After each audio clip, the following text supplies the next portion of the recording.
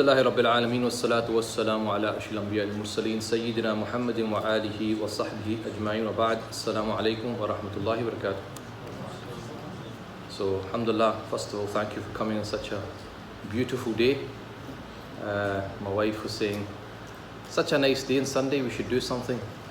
I was like, remember to do that talk in Dunfermline. So Alhamdulillah, Jazakumullah khair for coming, because I'm sure you could be doing other things. The topic that Imam Habib gave me was raising children in today's society, and he also gave me a lot of bullet points which I didn't really know what to talk about. This topic of raising children, this is something I've been thinking about for a number of years, in fact, even before I had children. So I've been probably thinking about this for the last 8 to 10 years. Ever since I got back to the UK, to be honest, because of the issues and challenges that I see people facing and going through. And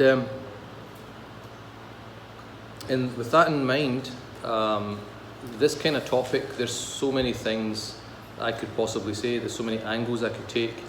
I was thinking, do I take it more towards Islamic principles, or do I talk about more kind of the practical stuff that a lot of parenting experts talk about? So I'm going to try and mix both as much as possible.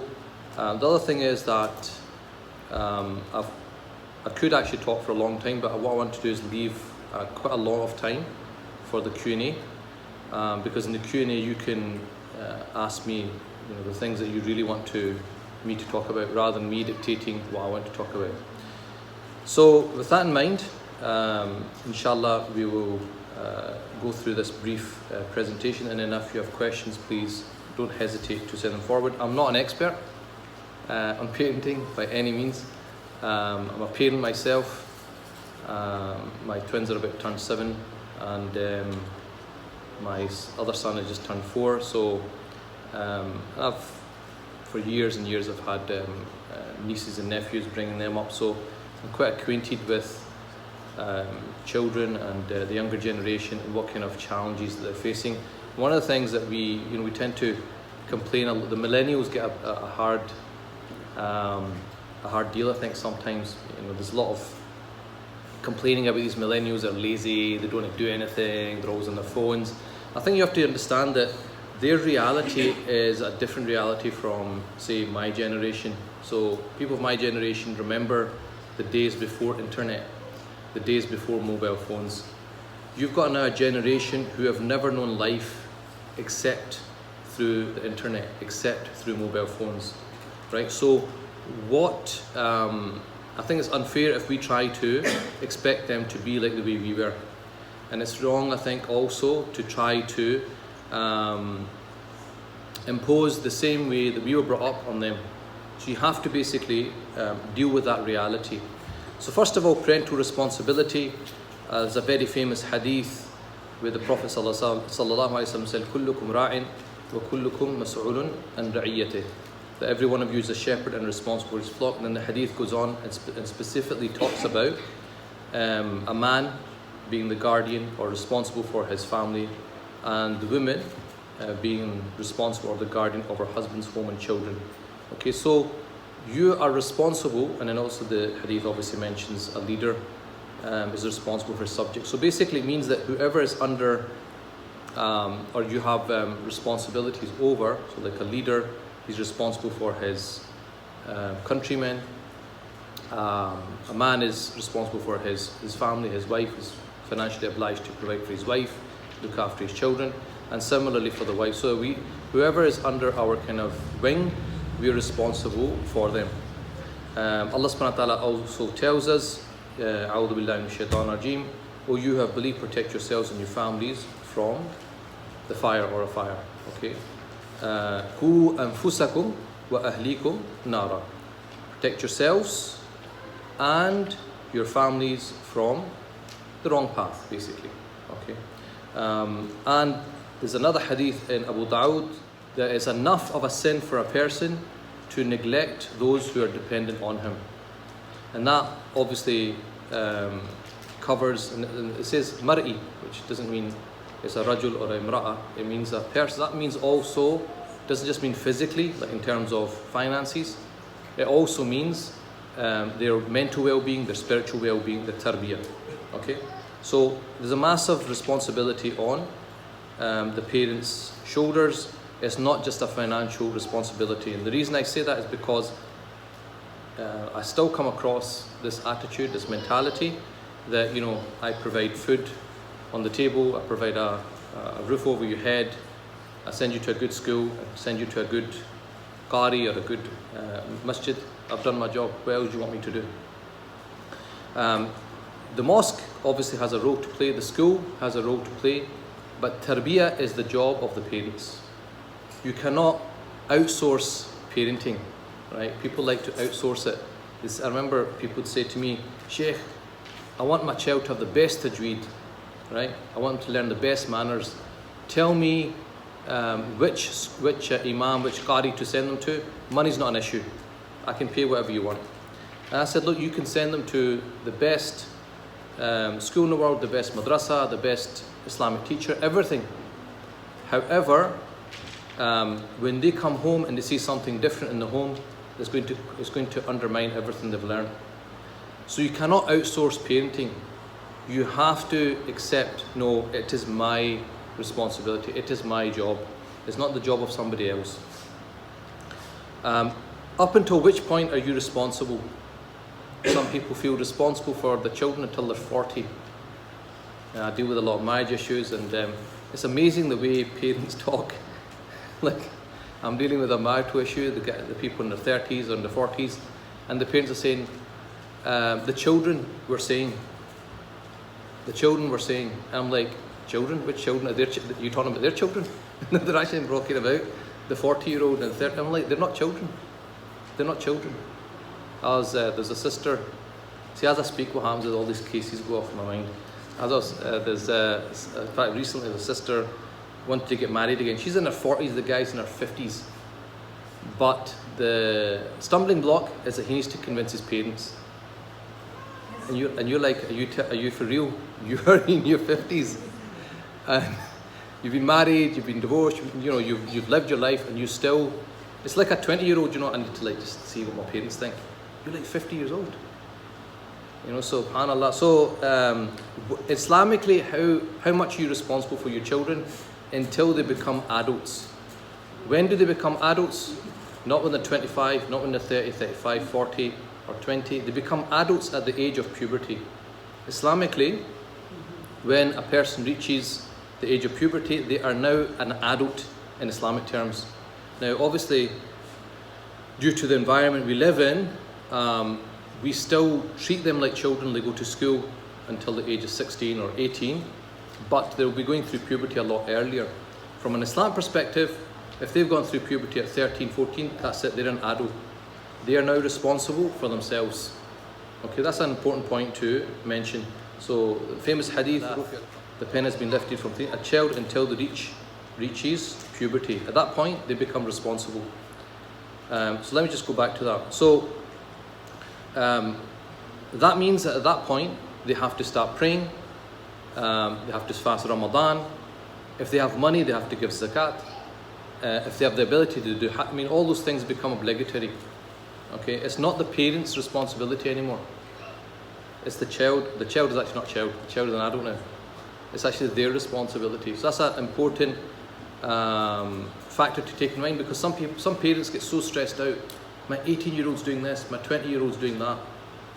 And it's important to understand that, look, your job, the most important phase of your job is up until 13, 14. If you've done that right, and you've done your best, that's it.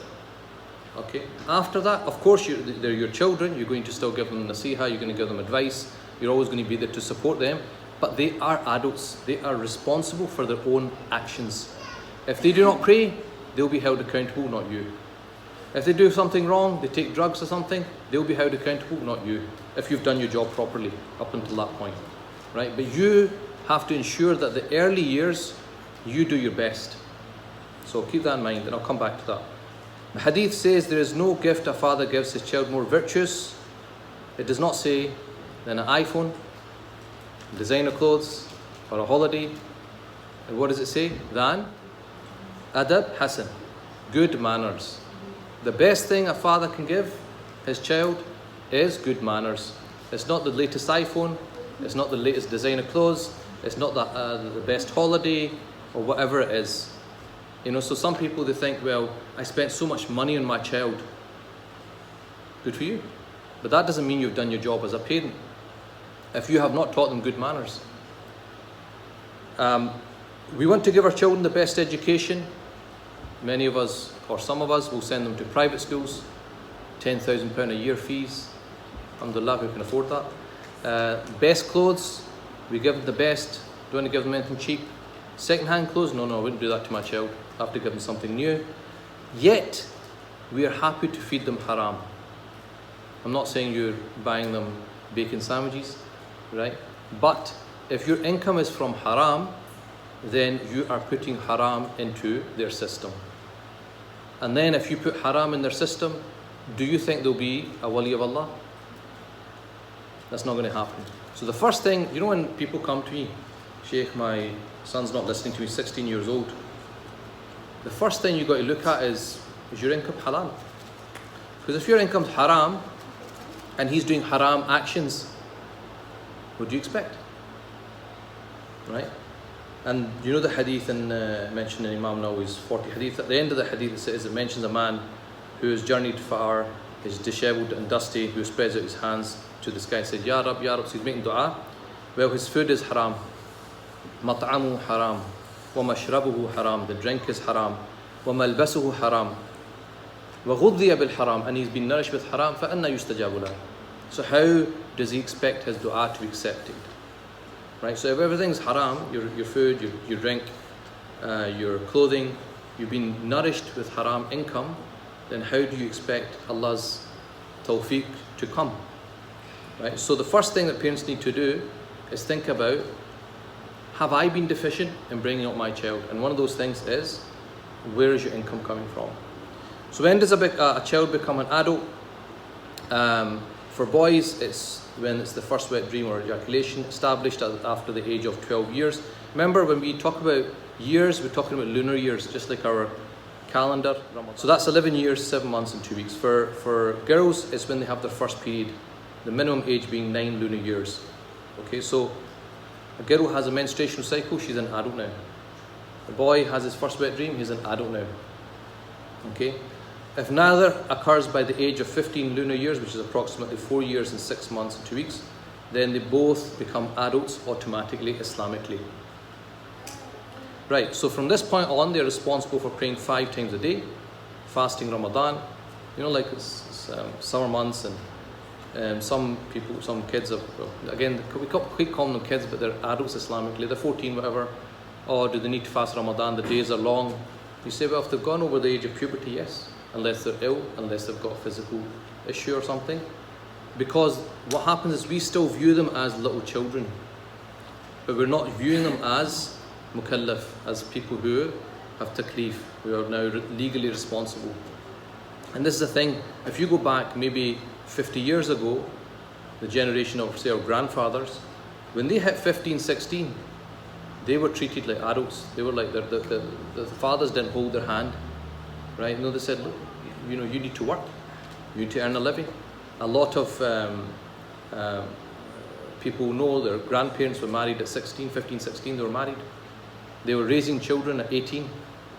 You look at an 18-year-old today, they're not even ready for marriage, never mind raising children. So things have changed. So parents, I mean, what can you do? Well, you can help by, for example, facilitating your child's worship at school and other places. So basically speaking to school, saying my child now needs to pray salah, can you give them a space, give them a time, etc.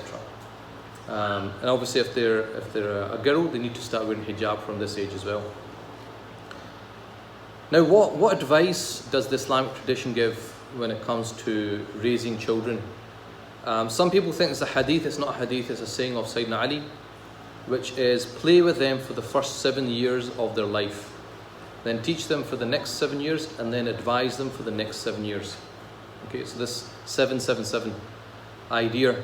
Now the interesting thing is, there's a lot of research, and those in the education sector will know this. There's a lot of research that's been done to emphasize the importance of play in the first 7 years of a child's life.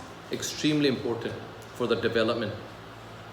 And the best education standards in the world where? Scandinavian countries. They all start school at 7. Even in Europe, they start school at 6. The UK is one of the few places, less than 20% in the world, that start school at 5. And when you decode it, when you actually dismantle it, it's due to economic reasons. It's so that women can go back to work. It's not that it's in the best interest of the child, which is why you send 5-year-olds to school, they take about 6 months to settle in, because they're actually not really ready for sitting in a class for 6 hours. They should be out and about, running about, because through play they're learning. In fact, there's a movement, it's actually a movement in Scotland, I can't remember the name, Step Up or First Step, something like that. There's now a movement in Scotland where they're trying to lobby the government to change the education system so that it's play-based up until the age of 7, because all the research is telling us that. So that's interesting, isn't it? The Signa Idea also said play with them for 7 years. Now what happens is, and also some education systems like the Steiner system, they have the same idea. They do not teach them how to read and write until the age of 7, because what happens, and they actually done research about, I was reading this article where they looked at children who were taught to read and write at 5 and children who were taught to read at 7, and by the age of 11 they were the same. Right, so the children at 7, because when they start to learn, they're ready. Because they're ready, they learn quickly.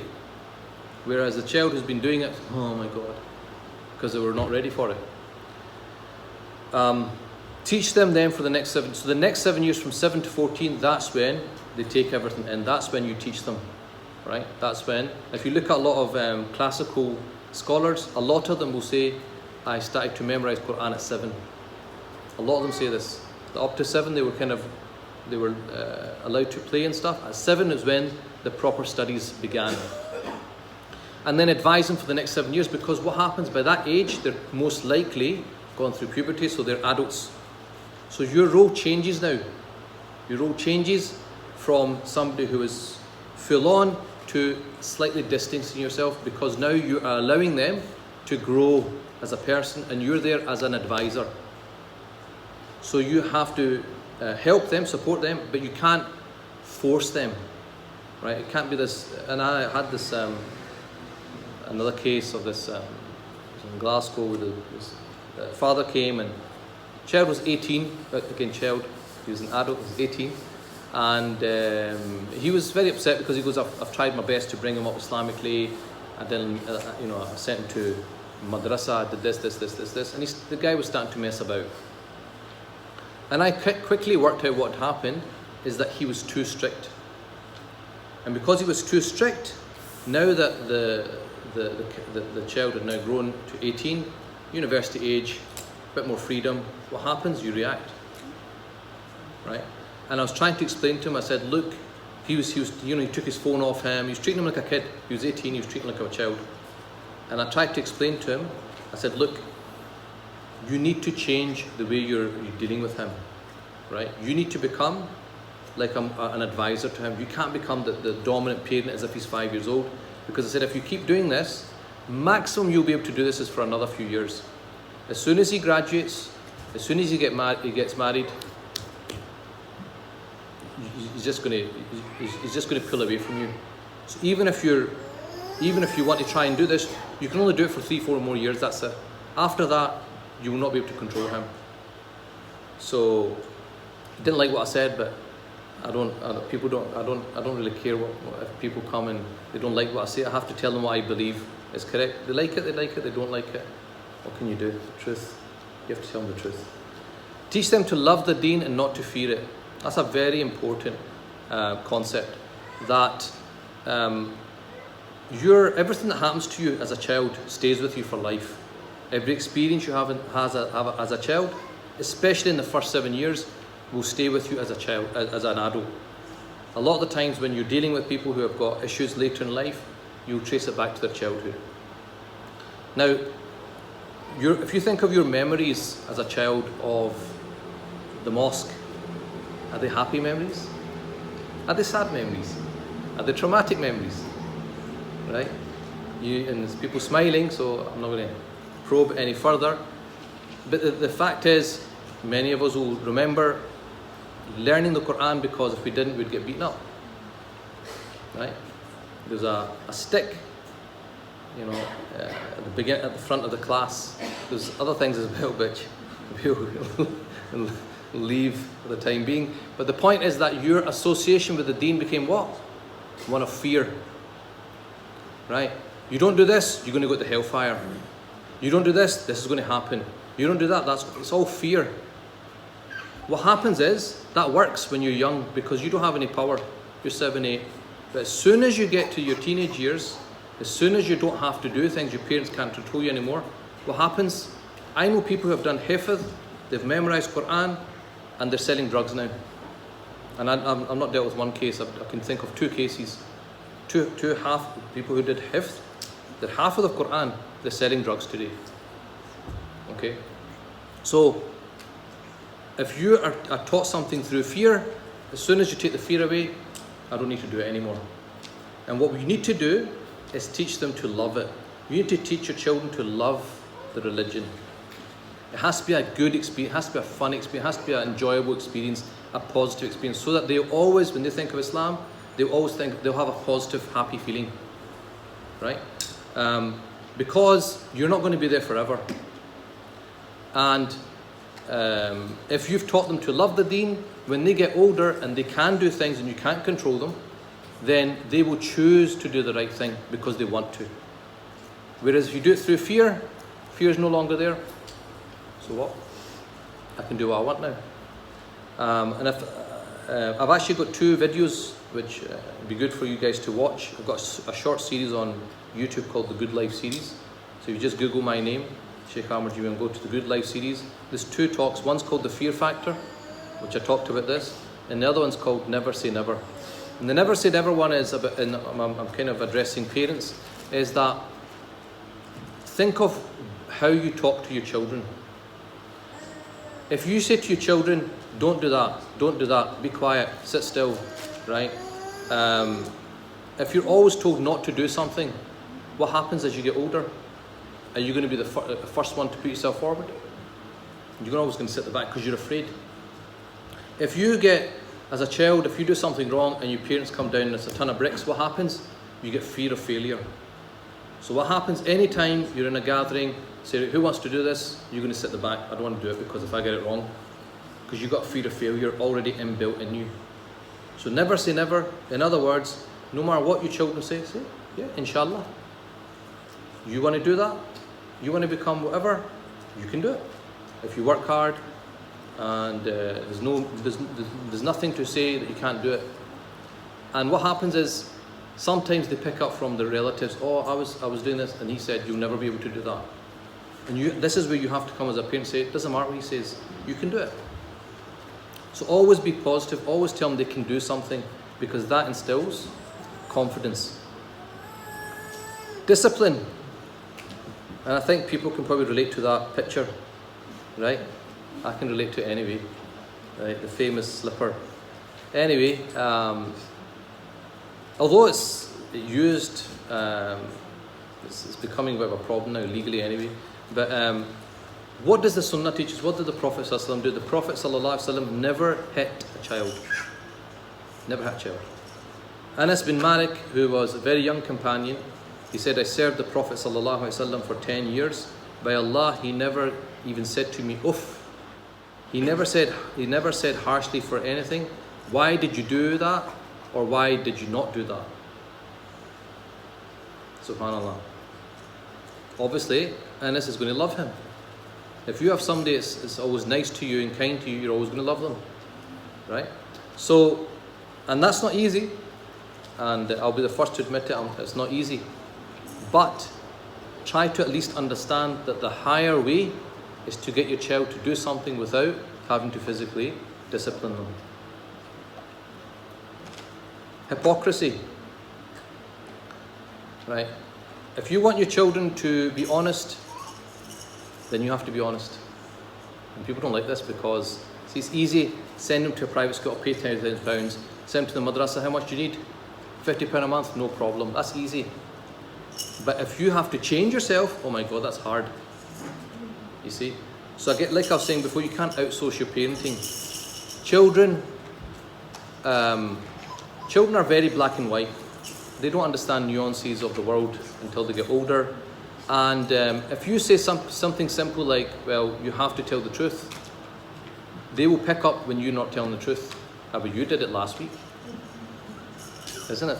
No matter what you say, you can't break your promises yet, but you told me two weeks ago that you'd get me such and such and you didn't do it.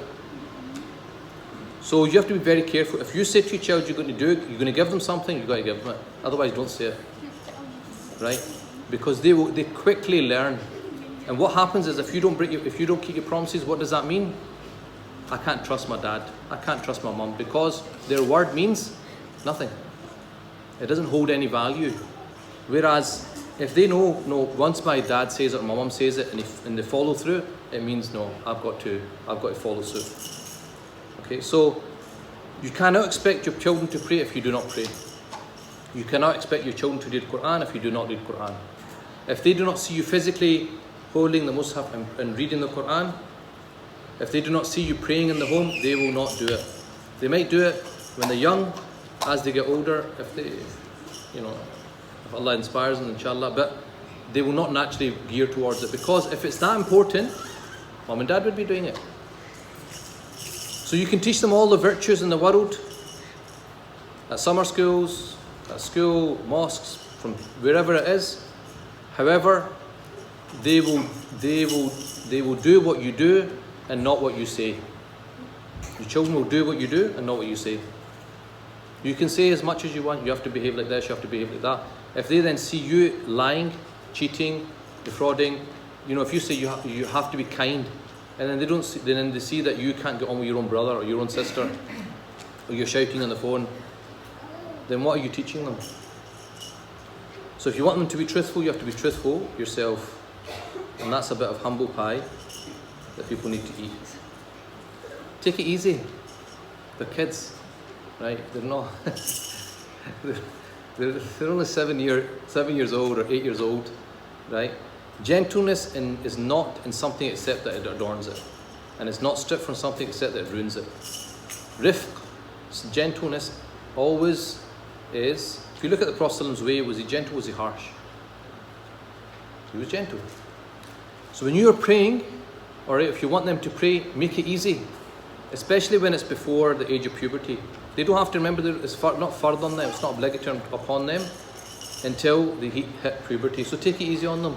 If they only want to pray the fard, fine. Don't make them pray sunnah prayers and nafil prayers if that's a burden. If they want to do it, fine. Because remember, you want to make the association with salah positive. You don't want to be like a burden, because that's going to stick with them. If you're going to pray in Jama'at, read surahs that they know. Qul huwa Allahu ahad, right? Qul a'udhu bi rabbil falaq, because they know those surahs. They can take part, and also keep it short, so it's not again a burden. And if they go off halfway through the salah, it doesn't matter, right? Just let them do it. Social media. Social media. What can we say about social media? You can say a lot of things about social media. So I've got a couple of points here. First of all, something I coined, which is called virtual virtues. This is something I made up. VV, right? Virtual virtues. So dealing with the virtual world, your children have been born into this world. They are going to come across the mobile phone, or already have, depending on what age they are, the internet, right?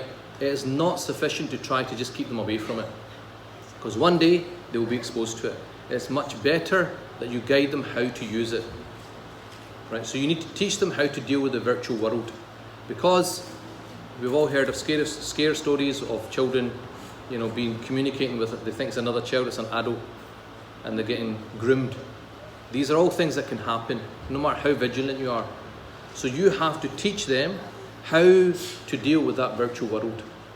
Okay, it's just a necessity, and it's a new app that we're actually we're going to be using from this year on. It's called Moment Pin, and the reason I like the app is because the idea is to capture your moments with your family, your friends, whatever, and that can be between a parent and a child. And one of the founder, he was telling me his motivation was for children, that there has to be a place where children are safe. And so he said, if anything, this app will teach them, you're teaching them how to deal with technology.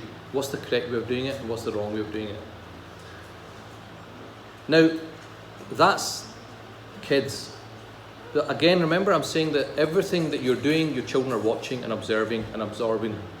So what are you teaching your children if you're constantly on your phone?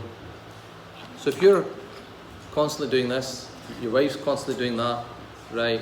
And your kids are trying to talk to you and you're like, yeah, okay, yeah. What are you teaching them? What do they want? They want a phone as well, right? So just be careful of how you're behaving with the phone. And it's not easy, I know we all do it, but just be cautious of it. But what message am I giving my children, right? If I'm constantly doing this, right? What are you teaching your children? Right? Every 2 minutes, posting this, posting that, right? What are you before you have a meal? Oh, that chicken limp on. What are you teaching them? You see, these are things we're all doing, but what are you're not even consciously thinking about what you're doing and what impact you're having on your children. Personally, this is my personal perspective. I don't force it on other people, but I personally do not post pictures of my children, right? And people have asked over the years, I don't do it. Why don't I do it? Because my responsibility at this age, they're young, is I'm their protector. Okay, that's my duty that Allah's put upon my shoulders. Why would I want to put them in any danger? By putting their pictures on social media, we all know, another, right? The evil eye, al-ayn, haq. The hadith says the ayn is haq, it's truth. So another, right, can easily happen to children. So you try and control as much as possible. So what benefit is it of me putting my children's photos online? Someone gives them another, what benefit did it bring me? And also, this is another perspective, this is my own perspective, is that I haven't actually taken their permission. They're too young to understand the impact of social media, right? When they're older and they're adults, they can decide if they want to do that or not. But at this point in time, if I take if they're playing in the pool and I take a picture of my son half naked, he didn't give me consent for that. He might look back in 15 years and say, now what they do in weddings, isn't it? Weddings, they have a little slideshow and they show all these embarrassing pictures of the person when they were a child. But the thing is, have I got that right? I don't. My child is too young to understand the consequences. I haven't asked their permission. I'm an adult, I can take responsibility for myself, but I shouldn't do that to my child. So think about how you share things with about children. Obviously you might want to do it with your family and post things like WhatsApp, whatever, but I'm talking about broadcasting it to the world. Practical tips. So again, I could go on more about the Islamic stuff, but I just want to leave with a few practical things that we can do. First thing to take on board is that time is so important for a child. Time equals love. If you give your child time, it means to them that my father or my mother loves me. If you don't have time for them, it doesn't matter how much money you're making, because they're too young to understand why you need to work long hours. They don't get it. They will think, my parents don't care about me, right? Because work's more important, or phone calls are more important, or texting is more important, or whatever it is, not me, because I'm last. Do a family shura, so consultation, like basically every week or every month, just have a family get together and just allow everyone to talk. If kids have got things in their mind, they're feeling hurt about something that happened, a wedding or something, whatever, let them say what they want to say, but it should be a safe place. where they know that I can say what I want and I'm not going to get into trouble. Right? So remember, involvement leads to commitment. Nearly every expert will tell you this. Try to have one meal time together. And I know it's difficult because people are working different shifts and so on. But if you can't eat together because of work shifts, then at least have some type of time. Even if it's like a cup of tea, you have a cup of tea later at night or just before bed, or whatever it is, there has to be some time where you as a family are spending time. Okay, so keep them away from games that promote violence and vice as much as possible. I said as much as possible because sometimes it's not,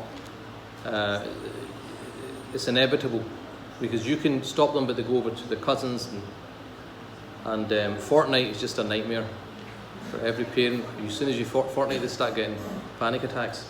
Right, what am I going to do? What do I do? Nobody knows what to do. That's the answer.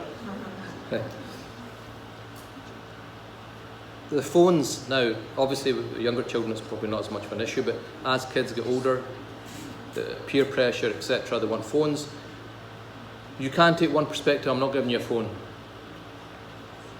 That can backfire, because like I said, if you're far too strict, then it backfires as well. So a compromise would be they have phones, but you take them away at a certain time. So for example, make it 8 o'clock, 9 o'clock, whatever time it is. At that time, everyone's, for example, there's a basket, everyone puts the phone in the basket. They get charged and they get them in the morning. Okay? And tell them this is a condition going forward if they'd like to keep the phone. Limit screen time to 30 minutes a day. This is just a figure. Could be more, could be less, depending on what you think is appropriate during the week. So during school time, you're allowed half an hour screen time, whatever. On the weekend, you're allowed 1 or 2 hours, whatever you think is suitable. But the condition is they have to complete all their schoolwork. So you can get it, you have to do your schoolwork first. And if they don't listen, take it away. Try to delay giving your children smartphones as late as possible. If they really need a phone, or they feel that, you know, I'm missing out, give them a basic one until you really, really have to give them a smartphone. Okay. You must keep a track of things that your children are exposed to, especially what they're watching. Because the more they watch shows like The Simpsons or similar ones where they depict parents as being dumb, right? Is what Homer Simpson does, isn't he? You know, he's depicted as this like idiot, basically, isn't he? He's just dumb. Then what happens is those messages start to filter through, and they can lose respect for you as a parent. So just keep an eye on what kind of stuff they watch. This is an obvious one, but it's so obvious it needs to be stated. As I say, common sense is not common anymore. Don't argue in front of your children. You as parents, you as husband and wife, if you have a disagreement, right, do not do it in front of the children. Don't undermine each other either. Even if you disagree with the way the other parents discipline the child, hold back. When you have a chance, behind closed doors, sort it out then. Do not do it in front of your children. You have to be Bunyan and Marsos, right? You have to be this fortified team, right? Which there's no cracks. They know that you don't mess with the parents. They see any cracks, what happens? What happens when you live with your grandparents? Parents, you can't do this. What do? They go to the grandparents. The grandparents, oh, right? And then they overrule you, isn't it? So the children are very, very clever. They're very smart. They will find a way of getting around you. So you have to be solid. If they see any cracks, they will use that. This is something I heard from a scholar I have a lot of respect for. He said the best gift you can give to your children is that you love your spouse. Then he quoted, "My mother and my father are two streams that meet in my heart." So when the children see the spouses loving each other, respecting each other, they're merciful to each other, that gives them peace. It gives them tranquility. It makes them safe. If they are arguing, it disturbs them. It disturbs them. And finally, don't beat yourself up. right? You do your best, that's it. All you can do is your best. All you can do is you do your best, you try your best to bring them up as much as possible. We're humans, we make mistakes, we get some things right, we get some things wrong. And always remember the story of Nuh alayhi salam with his son. And Nuh called to his son, who was apart from it, he said, "Oh my son, ya bunayya," right? Like in Arabic you say ya ibni, but my son, ya bunayya is like it's a nicer way of saying it. Oh my son, like really, you're my son. Irkab ma'ana, come aboard with us and don't be with the disbelievers. But he said, I will take refuge on a mountain to protect me from the water. Noah said to him, there is no protector today from the decree of Allah except for whom He gives mercy. And the waves came between them and he was among the drowned. So this is Nuh alayhi salam, a prophet whose own son was disobedient. Now we can't say Nuh alayhi salam, didn't know how to paint. He's a prophet. You can't get better than prophets. So that is there to give some comfort that look, you do your best and that's it. You've done your best. Once they are adults, they're responsible for themselves. As long as you've done what you can up until that age, that's all that's required of you. And lastly, this is just if you want to keep in touch with myself, I've got a website. I'm also on the different Facebook, Instagram, Twitter and YouTube. You can follow me there, inshallah.